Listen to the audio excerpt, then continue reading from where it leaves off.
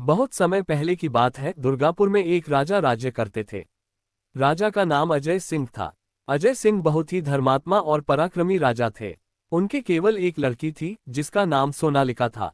राजकुमारी सोनालिका अभी मुश्किल से 13-14 साल की थी, लेकिन उसकी सुंदरता की चर्चा दूर दूर तक फैली थी। राजा अजय सिंह उसे अपने प्राणों से भी ज्यादा प्यार करते थे। राजकुमारी भी अपने पिता पर जान छिड़कती थी। एक दिन की बात है, राजा अपने सिपाहियों के साथ जंगल में शिकार खेलने गए। राजा के साथ उनके 4 अंगरक्षक थे जो सभी प्रकार के अस्त्र शस्त्रों से सुसज्जित थे। राजा को शिकार के लिए भटकते भटकते दोपहर हो गई, लेकिन एक भी शिकार न मिला। थके हारे राजा अपने घोड़े से उतरकर एक बरगद के पेड़ की छाया में लेटकर विश्राम करने लगे। उन्होंने अपना घोड़ा वहीं पेड़ की जड़ से बांध दिया। राजवीर, मुझे ठंडा पानी चाहिए, राजा ने अपने एक अंगरक्षक को संबोधित करते हुए कहा। अभी लीजिए महाराज, वह बोला और फिर पानी की खोज में अपना घोड़ा लेकर जंगल की ओर बढ़ गया। राजा अपने तीनों अनुचरों के साथ काफी समय तक राजवीर के आने की प्रतीक्षा करते रहे, लेकिन राजवीर नहीं आया। पता नहीं क्या बात थी, राजा और उनके सिपाही राजवीर के लिए चिंतित हो उठे। ज्यों-ज्यों समय बीतता गया, ये चिंता त्यों-त्यों बढ़ती ही चली गई। दूसरी ओर सूर्य की प्रखर किरणें जैसे कण-कण जलाए दे रही थीं। प्यास के कारण राजा का गला सूखता ही जा रहा था। तीनों सिपाही राजा की ओर विवशता से ताक रहे थे। तभी राजा बोला, तुम तीनों यहाँ से तुरंत चले जाओ और मेरे लिए पानी की खोज करो। साथ ही साथ राजवीर के बारे में भी पता करो कि अभी तक वह क्यों नहीं लौट सका।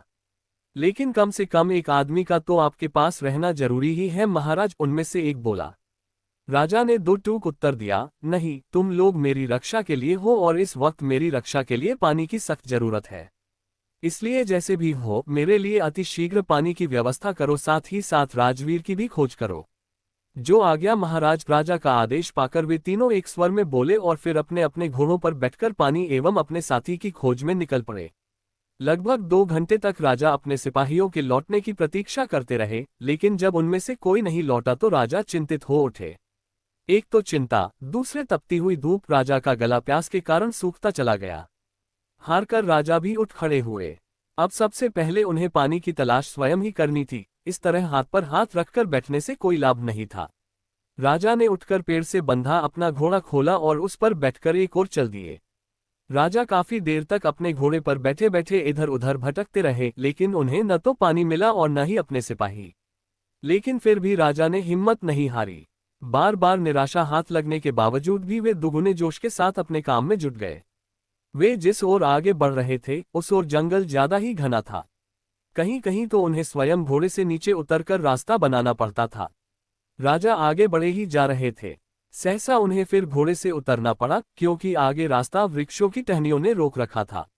राजा ने नीचे उतरकर अपनी तलवार निकाली और उन्हें काट काट कर रास्ता बनाने लगे। तभी उन्हीं झाड़ियों के नीचे राजा को एक गुफा दिखाई दी। गुफा का दरवाजा काफी बड़ा था। राजा की उत्सुकता जगी। वे जल्दी जल्दी गुफा के दरवाजे की ओर बढ़े। गुफा काफी लंबी थी।